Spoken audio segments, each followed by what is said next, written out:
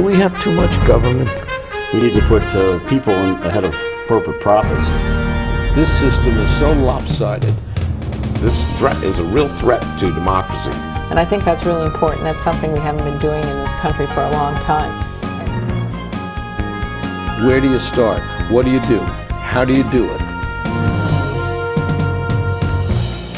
Access to Democracy and other Eagan community television programming is supported by Thomson Reuters, makers of Westlawn Next and based in Eagan. Through Westlawn Next and other innovative online services, Thomson Reuters is the world's leading source of intelligent information for businesses and professionals. Online at thomsonreuters.com. And by U.S. Federal Credit Union, the member-owned financial institution offering service, value, and experience you can trust to the greater Twin Cities community.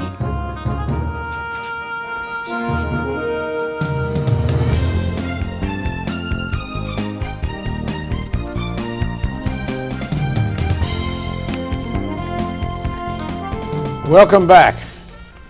Access to Democracy returns for its first interview today. We usually do several a day, and we weren't sure we were going to have a first interview today because we had scheduled Ken Martin, the state DFL leader, and an emergency arose because they have their annual dinner tomorrow, and they're putting up a big tent, and Senator Deval Patrick is coming in from Massachusetts to be the speaker. And so about 11:30 today for this 1:30 interview, I got a call that Ken couldn't get here. I immediately called Jim Carlson because Jim Carlson, as you know, you have seen many times as a state senator, as a candidate, as an Eaganite, among other things. And when Jim was in the Senate, people would call him at all hours of the day and night. He never left an email unanswered. He never left a call unresponded. And when I spoke to him today, I said, "What are you doing at 1:30? He said, "Well, I have a luncheon, and then we have a walking tour, and I have a couple of engagements." I said, "Jim, we're in trouble. Can you bail us out?" Welcome, Jim Carlson. Thank you, Alan. Running it's for nice the to know Senate. I'm flexible. You are flexible, and a good friend, and we really appreciate the opportunity. As you only have 30 days left until the election as we shoot this today. Yeah. I've been here so many times I'm starting to notch the chair now. Well, we're thinking, you know, that maybe when I retire, you and Steve will take it over. Oh. So that's a thought. But I don't want to push you out of your job. You're going to be too busy back in the state Senate. Now, one thing I did want to mention, just a quick look at my new book, which is really, My Name Was Toby. It's not available yet, but it'll be available momentarily within the next week or so. And it'll be available on both, I guess, Barnes & Noble and Amazon within a few weeks. This is a wonderful book about our dog who died last summer, and Avi Mishar did just a sensational job in putting it together, and we hope to share it with a lot of people. And in any event, fond memories of Toby, but aggravating times going into this election. Now, you're running against somebody who is only a 2-year incumbent, but he is nonetheless an incumbent. That's correct. And Senator Ted Daly, who we have invited numerous times to come on the show, and he hasn't even had the courtesy to respond most recently. And I wanted to say to him, Senator Daly, isn't it true that you're a member of ALEC, the organization that's funded by the notorious Koch brothers, the organization that's spewed out all sorts of terrible legislation around the country, the organization that's responsible for the wording of our 2 constitutional amendments, both of which are unnecessary? Didn't you attend an ALEC fundraiser, all expenses paid? At least that's the information was given to me. Didn't you vote for both these constitutional amendments? But but he doesn't want to answer those questions. Doesn't want to answer questions about his legislature experience. Doesn't want to answer questions about why people with campaign materials were seen walking out of his office and caught on camera. So I guess those are the reasons that Senator Daley doesn't want to come here. But I would rather talk with you about some of the myths that have been created and some of the campaign literature, some of it really, really spurious and really volatile and misleading, which is a nice way of saying it's a lie. But for instance, one of the things that's being put forward by the Republicans and Senator Daley is we increased funding for the schools. Now, tell us about that. Well, first of all, just a little bit of an introduction here. This is probably, I didn't imagine that campaigning can be so dirty, misleading, deceptive, dishonest. And these myths that, and I don't know that, I mean, Senator Daley is repeating them. He didn't originate them. So just, I'll give him a little slack on that. But then to repeat them is really somewhat disingenuous. And this idea that the Republicans or anybody in the last legislature increased funding when everyone knows that we have now borrowed $2.7 billion from the schools, taken from the schools, $2.7 billion. You really, it takes a complete lack of, suspension of your imagination to believe that that's true. We all know that the schools are in tough shape. It's true that they took that money from the schools. That is true. That is absolutely true. And it's true that the schools have to go elsewhere and borrow money to pay it back. And it's true that as a result, people are being charged more, tax-wise or otherwise. And it's true that this money is constitutionally mandated for the schools, but the Republicans want to stick to the myth that they brought down the deficit, which is another untruth we'll get to in a minute. And those two are related, by the way. In District 196, the due bill is about $70 million.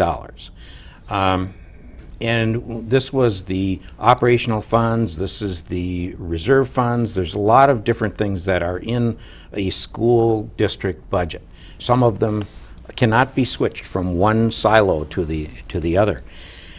And in this case, what had to happen was, and District 196 has been very responsible with how they ran their district, and they planned for this kind of thing.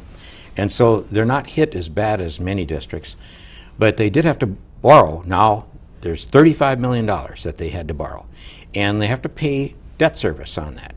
But secondarily is that we had this reserve, and they were investing that reserve. And the losses on that reserve, the superintendent told me, is $1.2 million just on investment returns. And that's in 196 that's alone. Just in 196. So when someone is sitting next to me and saying that they've increased the funding for schools, oh, we increased it, I believe it was $164, something like that, per student. Now that's a true number.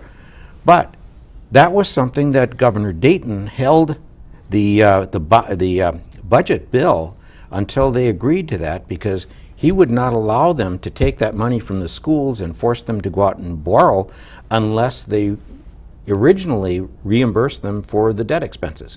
That was what the $160 per student was going to pay for, and the Republicans are now claiming that that was an increase in education funding. They're also claiming an increase in education funding by suspending what they call the integration aid, which is, and it's complicated, but 196 doesn't, came out just about even on it. But some districts that have a lot of people of color, English language learners, people like that, that integration aid was suspended, and what they did is they took that money and spread it across the whole state. And then they claim that this is an increase in education funding. So when they're saying that, the the public has to look at these numbers and use their critical thinking and say, wait a second, where does the 2.7 billion come in, which is now down to 2.4 because we have had a better return of the economy. So the first thing that has to happen is when more money comes back in is to put money back in to repay the budget reserve account that the state has. And what the Republicans will tell you is that we had a bill, but the governor vetoed it to pay back the school shift. And all that was... And what it means is the governor is really protecting the school districts and the students. Yes, and the state of Minnesota. And the state of Minnesota as well. Well, that's the same as the story as that there was a $5 billion budget deficit and we brought it down to $1.2 billion. This is another fantasy that the Republicans have been spewing in this state. The fact of the matter is they got a large amount of money from the federal government. Yes. The stimulus that they all poo-pooed, that President Obama put forward. We don't want to touch any of that except when it helps bring down the debt. The fact of the matter is that they didn't bring it down to $1.2 billion on their own. No. They brought it down because of help that the feds gave. And the $1.2 billion is the $1.2 billion that goes back to rebuild the reserves. And also in that, and they say, it depends on whose literature you're reading, but it's $6 billion because they're using the November 2010 forecast. It's $5.2 billion if you look at the February 2011 forecast. And that $5 billion contains the $2.4 billion shift that Pawlenty wanted to do. So what they did was they wiped that shift out. Let's not pay any attention to that $2.4 billion. Let's put that on the next biennium. So if we were sitting here 2 years from now, exactly. If we were sitting here 2 years from now, you know what the challenger could say is, gee, I came in, or they came in at a $4.5 billion deficit, because that's the forecast for the next biennium, is a $4.5 billion deficit because they shifted it from this biennium to the next. And we didn't have that when the legislature was in the control of the Democrats. We lost that for the first time in 40 years in 2010. And one of the things that both Senator Daley and the majority is saying is they are job creators. Well, the governor put forward a jobs bill and a bonding bill that they slashed to shreds that could have created thousands more jobs. So they didn't create it there. So where did they create jobs? They created jobs in the legislature, I think, because all of them, you know, even though they despise government, they all want jobs in government. So that's kind of and that's really a little bit of a backslap. But the fact of the matter is that, you know, and again, on the bonding bill, I don't think Republicans understand how that works, because they always talk about that being unneeded government spending. But you know where that money goes? It goes directly to private contractors. It's private contractors that build our bridges, build our roads, and repair our assets like the University of Minnesota buildings. That's where that money goes. That is a method for the state to jumpstart jobs. And it's not like we don't need them. We need those assets repaired. We need schools built. We need university research centers built. We need to expand really small business. And one of the ways to expand small business is to put more people in the workforce so that they can go to small business and spend their money. We need to stop money from going overseas. We need to stop oil companies from getting billions of dollars of tax breaks when they don't pay taxes. There is so much that we need that has been proposed federally and locally that these people are fighting, and yet they say they're the job creators. Yeah. And we got to also define what a job creator is. A job creator is anyone who spends some money on a good or a service. That is called a demand. If I need to go and buy one of your books, then I go to Barnes & Noble and I put down my money, and there's a person that stands there and hands me the book or gives, runs my credit card. That job is created because of my demand for your book. You can write that book. You can be very, very wealthy, write that book, but if nobody wants to read it, there aren't going to be very many jobs created. Or I could be very, very poor and write that book. That's true, yes. But that's how jobs are created, is by creating a demand. You need a demand. We need demand for housing, for instance. Demand for let's say, the housing market. And the way to do that is to have educated people who make a lot of money. And then they go out and buy houses, and then our housing market comes back. That's how Minnesota rose to be one of the top states in the country. And it has fallen. It has fallen substantially because we're not giving to education what we did. We're not giving to science what we did. We're not giving to the infrastructure what we did. And the result is that we are losing our standing among states. And we moved here 15 years ago because this was just one of the greatest places to live. It's still a great place to live, but I have seen it eroding over the years. And that's really troublesome to me, from people who talk about, well, we won't increase taxes one dime for the wealthiest, and we see people losing jobs in the middle class. Yeah, yeah. You know, one of the things that is difficult, you know, other than being in a friendly environment, now I get to ask the questions of the public, is, okay, everyone knows that Minnesota has classically been a high service and high tax state. We're also a very good state to do business. And in fact, CNBC just published a report that says that we're 7th in the country to do business, which is completely different than what the Republican Party likes to do with this small business survival index that shows that South Dakota is #1 and Minnesota is number 48 or 49. Well, you know, the facts belie that. We have, again, the highest concentration of Fortune 500 companies per capita than any state in the United States. And that means that we have the highest concentration of CEOs of Fortune 500 companies than any other state in the United States. We also have a very good environment for high-tech companies to come here. And people probably have seen that the new building that 3M is going to build, that's going to employ 700 people in laboratory jobs, which are high-paying jobs. You know, is that going to South Dakota? And high-tech jobs. Yeah. But we need the people to fill those high-tech jobs, and we need Minnesotans to fill those jobs. And it is not going to South Dakota.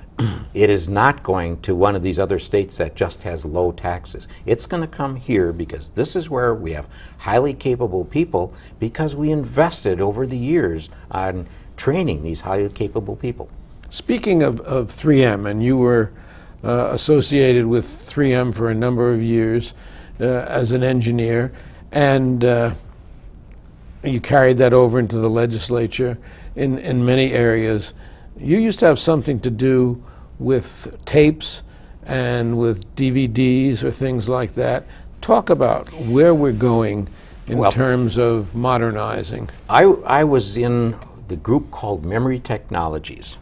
And Memory Technologies had magnetic media, for instance, what people used to call hard disks and floppy disks. Well, floppy disks weren't floppy anymore. There used to be large floppies, then there were 8-inch floppies, then there were 5 1/4 floppies, then 3.5-inch diskettes. It was my project to start the manufacturing of 3.5-inch diskettes at 3M. When I started on that project, they were making them on a, just sitting at a bench, making them one at a time. When Emation was spun off of 3M, we were making 1.6 million diskettes a day in Wahpeton, North Dakota. We knocked everyone else out of the business. We knocked the Chinese out of the business. We knocked the Germans out of the business. We knocked Mitsubishi and BASF and all of those companies out of that business. You know how many diskettes today 3M makes? 0. Now, we went on. We went on to new products. What we used to have on a diskette was like 144 kilobytes. Today, you have these little storage devices that have 16 gigabytes in them. So things move on like that. And what what we need to do is we need to be sure that we have our workforce ready to move on to the next bigger challenge. And you can't unless you educate them. That's right. And you can't unless you are helping the companies who are doing this innovation. And you can't unless you're creating jobs and creating education. That's right, And, yes. Now, the Republicans talk about fiscal responsibility. Part of that fiscal responsibility is they want the legislature to pay for an affair that a legislative assistant had with his state senator, where it looks like there's going to be a tremendous amount, perhaps hundreds of thousands of dollars of legal fees, and the Republicans want the state to pay for that. I don't think that's state business on state time. I think it's monkey business possibly on state time, but I don't see that the people should have to pick up the cost for an illicit affair. Well, I want to make a slight correction. It's not related to the relationship, any kind of lawsuit. The lawsuit now is for slander and for treatment of the person. And also there was some private information that was divulged. The Secretary of Senate, who was a partisan, this is the first time we've had a partisan like that as Secretary of the Senate, and the Republicans brought him in. It was Cal Ludeman, a former governor candidate. And what he did was he divulged that this person was fired. Well, first of all, he fired the person in the middle of the night, and then he divulged the person's private employment record, saying that, oh yes, he filed for unemployment and we're not going to give it to him, we're going to fight him. From what I understand, there's even more private information that was divulged, and that's the reason for the major portion of the lawsuit now. And this is a decision that was made strictly by Republicans in the Senate, and the Republicans in the Senate now want the taxpayers to pay for this settlement, and it very likely may be a settlement. Which stems from the illicit affair. Partly, yes. Yeah, it was the overreaction to that, and the person involved, he will say that, well, other people were treated differently than I was, and I don't know if that's a fact or not. And he claims that that's true, and he claims that he can prove it. And everyone in the Republican Party is being very silent about it now. My opponent doesn't mention whether he's going to vote to pay that bill or not. Well, he's been a party line voter right along, so the assumption would be that he's going to be a party line voter on this. Yes, and I can tell you, I will vote against paying that, the taxpayers paying it. It is a Republican problem, and it's the Republicans made all the decisions on it, and the Republicans should pay for it, just like, by the way, Democrats paid for something that it wasn't similar. What it was a lawsuit about doing campaigning in the Capitol, and it cost Roger Moe about $180,000 to get that suit settled. But it didn't cost the people of the state of Minnesota. A dime. He raised the money himself, and it was set aside, by the way. And of course, they talk about fiscal responsibility. This is the same party that was being sued for non-payment of rent. This is the same party that's $2 million in debt. This is the same party that has had all kinds of fiscal problems in the last 2 years. It's no wonder that the state is in the state that it's in. It's no wonder, because obviously the same bookkeeping that has caused them problems is being brought upon the people of the state. It's very creative. You know, you have to remember that earlier in the year there was this incident where people, the Republicans in the Senate, went to the Senate publishing house, where they do photocopying, and got campaign literature photocopied. Every one of them that was involved in it did get a fine. But it's the kind of thing that I just can't imagine us doing it. We've never done that before. And of course, some of the people that are involved are not running again because they can't justify why they did it. And like you mentioned, there was the incident with actually the two Teds, Ted Daly, Ted Lilly, where they actually had their people with their T-shirts walking in and out of room 208, arranging lunches in there and campaigning out of the Capitol. And there's a law against that.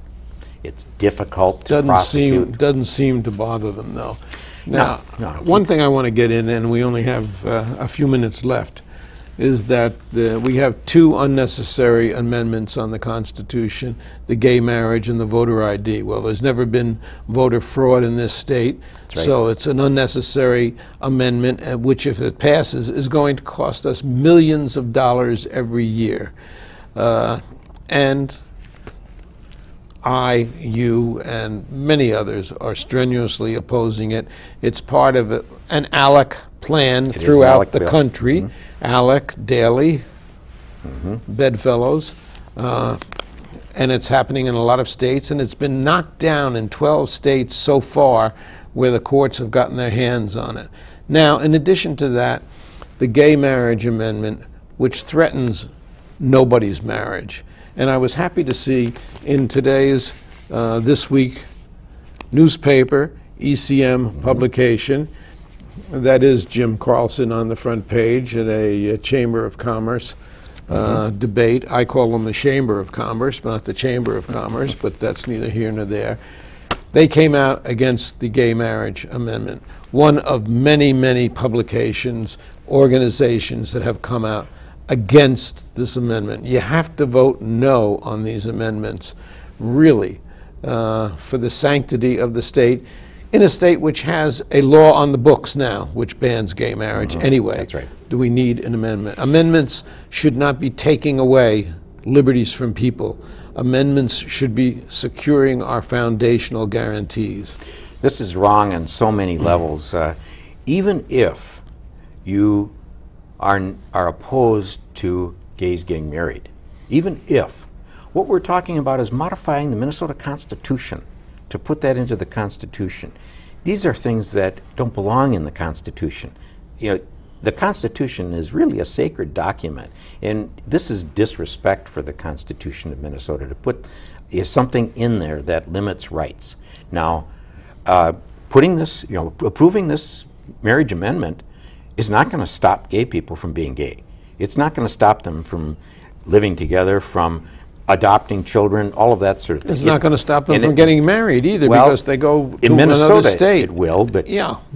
But in it's not going to allow them to get married either. If it doesn't pass, they will still not be allowed to get married because it's law in the state, and it has already gone through the Supreme Court and has been upheld by the Supreme Court. Which is archaic, which we need a legislature to repeal.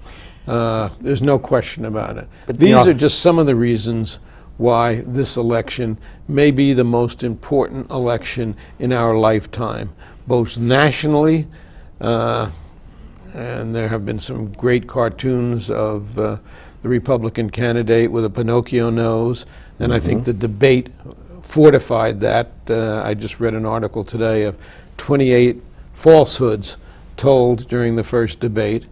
Really, the foundations of our society rely on this. And I want to thank you, Jim Carlson. I wish you luck as we go into this election in only a few weeks. Thank you. One thing we need to be sure that we see is